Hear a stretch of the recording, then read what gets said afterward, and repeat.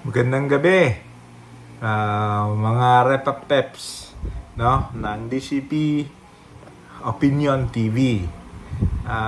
Magbibigay lang ako ng maikling reaction. I just happen to read and see it sa TV, sa internet. Yung bagong, hindi man siya bago pero I find it very interesting, and naisip kong ikumpara, ikumpara siya sa PBA. Ang sinasabi kong liga is yung MPBL. Currently, kakatapos lang, katatapos lang nung laro ng Batangas, I think Batangas Huskers ba pangalan nila? Batangas against Quezon, against Quezon.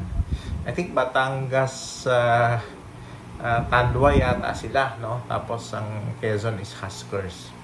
So katatapos lang nung game 2 nila, and nanalo ang Quezon. So ang standing is 1-1. Bali finals na ng South leg ngayon. So sinong manalo next game 3, siya na yung tatanghaling champion sa South Division. Kakalabanin naman niya ang Pampanga Lanterns, which is nanalo kahapon ata, against pakalaban niya against San Juan. So, and I think the final leg, yung dalawang game sa, I think best of 5 ba sila o best of 3, I don't know. Hindi ko masyado anong schedule nila sa finals, but I know na yung first 2 games ng finals, December 1 and December 3, gaganapin sa Dubai, So interesting, Interesting. I think kakaiba. Parang kung titingnan natin, ito yung second version, Ito yung version 2.0 nung dating MBA, Metropolitan Basketball Association ba? Yes, MBA yung sponsor dati ng ABS-CBN. Or at least partner ang ABS-CBN noon and yung MBA, kasi pinalabas yun sa network ng ABS-CBN, I think sa Studio 23 ba yun o sa mismong ABS-CBN. Anyhow, so ito yung version 2.0 na parang ang labanan is either city or province or town ng tawag nito ng Pilipinas, So I think ang MPBL is 30 team league divided into 2 division, North and South division. So each division may 15 teams, And I think sa breakdown, 30 teams, I think 4 nun from Mindanao. I think may 2 from Visayas, And the rest are from Luzon, North and South Luzon, and Bicol. So if you have to consider Bicol as part already of Luzon. So yun, bali parang may pagka-pattern sa NBA version 2.0 na may touch ng NBA, NBA in the Philippines. Yun. So, while yun yung situation ng MPBL. Well, yung PBA naman, alam naman natin yun. That's the Asia's first league, basketball league. First ever Asia's League, So, oldest pa nga yan the oldest league, no, sa Asia. At the same time, currently ngayon, they are 12 teams. There are 12 teams in the PBA. No? There are 12 teams in the PBA, and ang ano naman nito, it's more on branding naman siya. So yung teams noon is ang mga teams is mga brands, no, brands ng mga kumpanya. The SMB Group, the MVP Group, and yung sinasabi nilang mga independent group. So independent teams, no. So meron atang ilan ba? 6 na independent teams, and tatlong MVP teams and tatlong San Miguel teams or under kay RSA na teams. And doon naman sa 6 na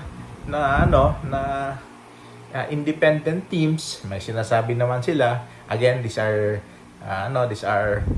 just information, wala naman talagang conclusive details, na these are farm teams naman, no, these are farm teams naman ng mga big teams, no, except maybe for a couple of teams na talagang lumalaban, no.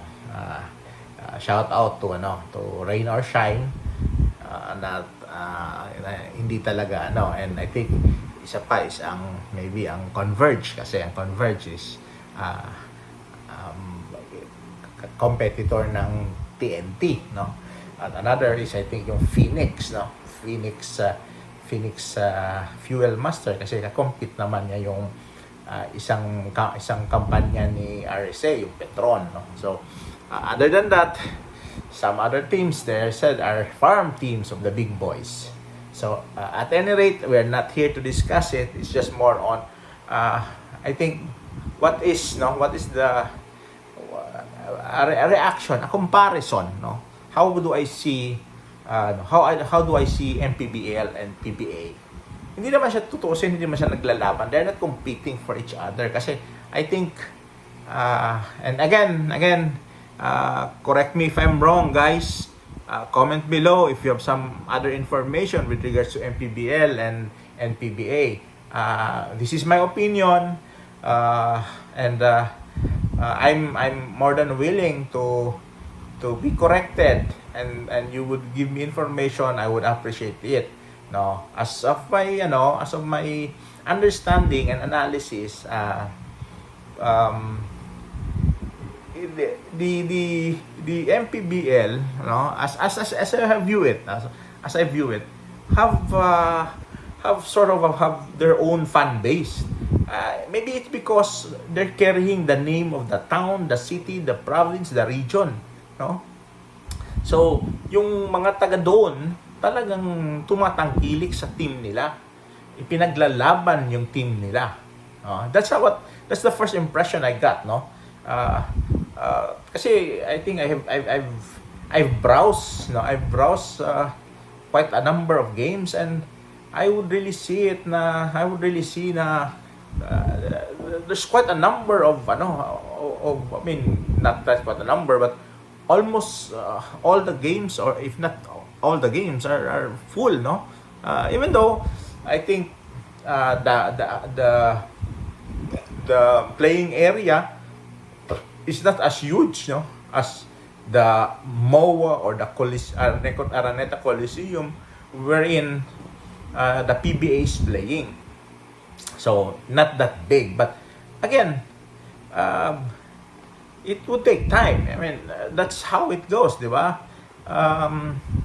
Habang tumatagal, dumadami yung manonood, at talagang dadami yung fan base niyan. So that's how I see it. That's how I see it, and that's something interesting if you have to look at in the future, no? Kasi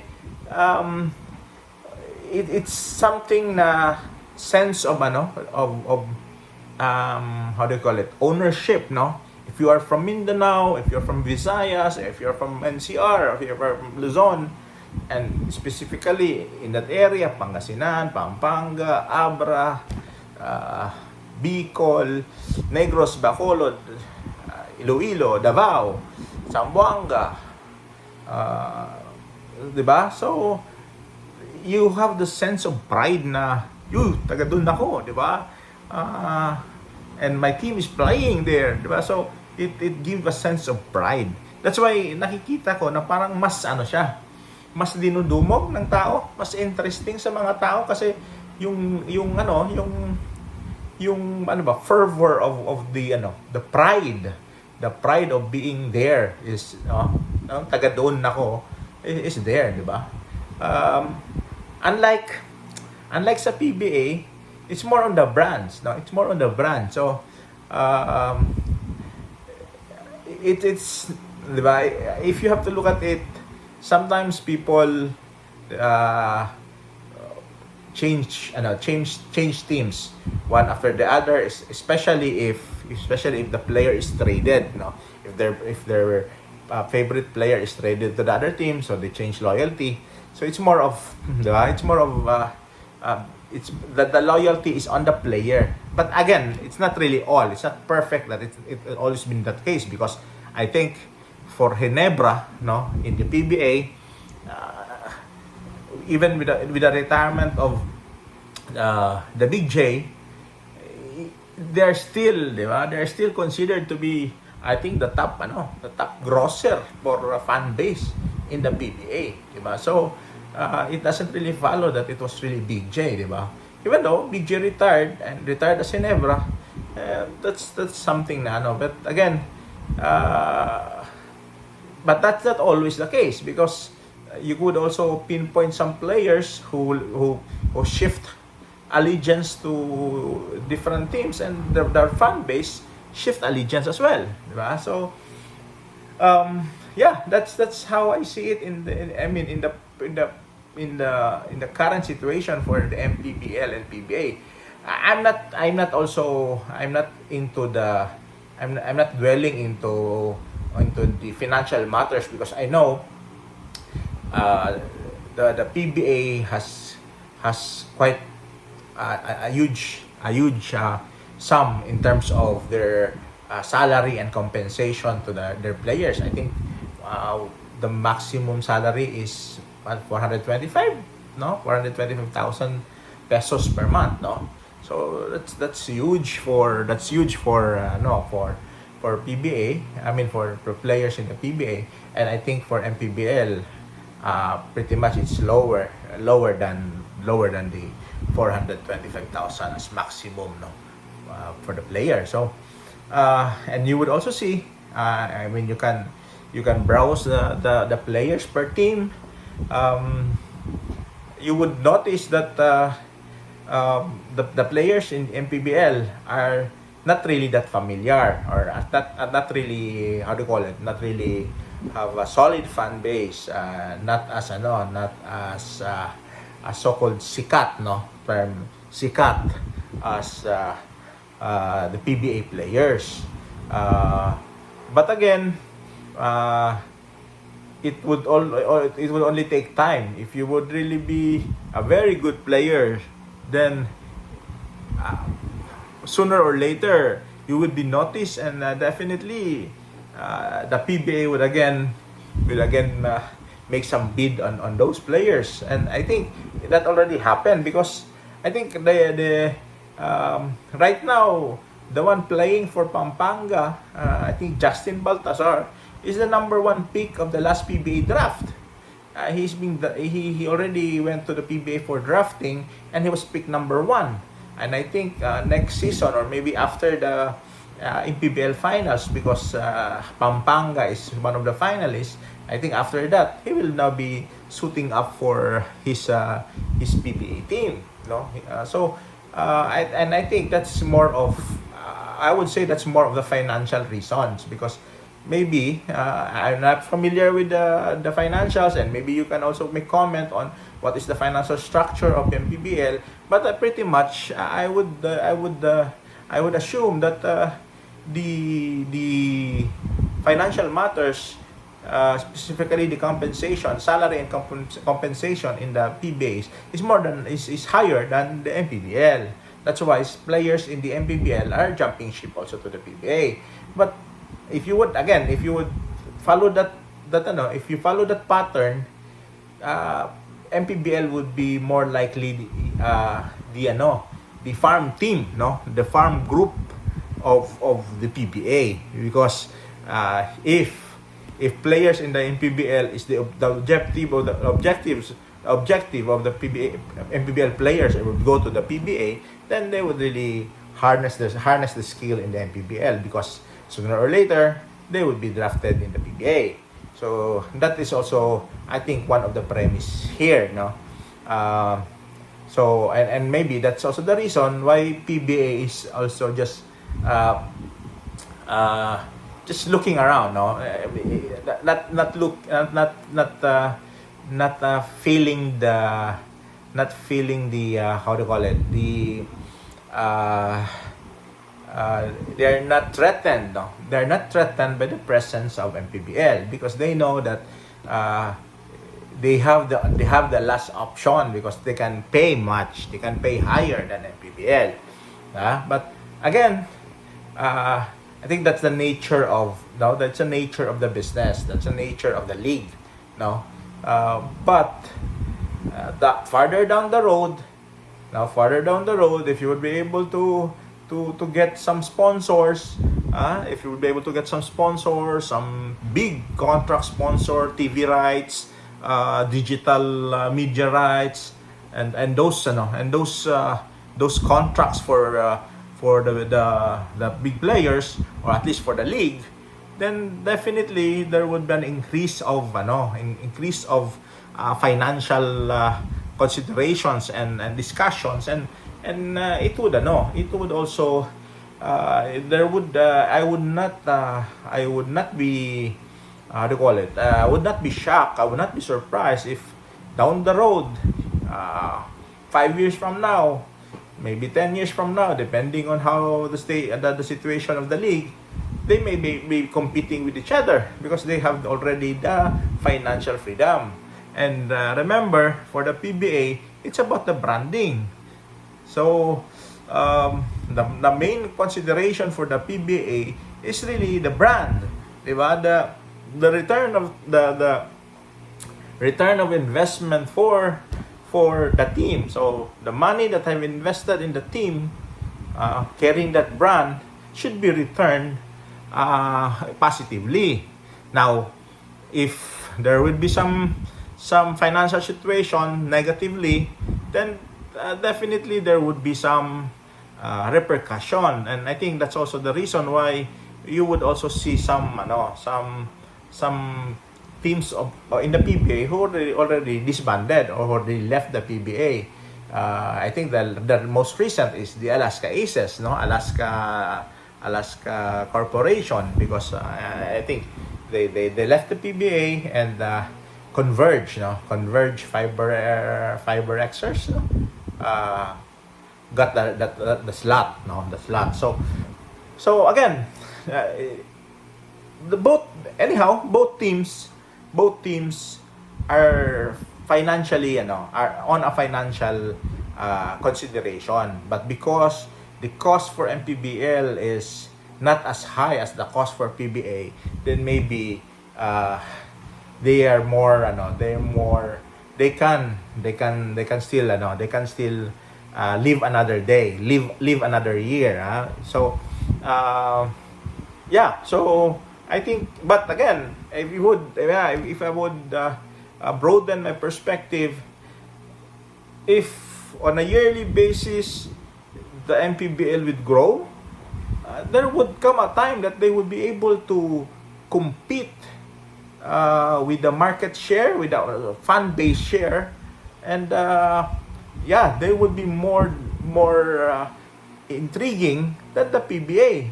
Especially now that if you would notice also on the PBA games,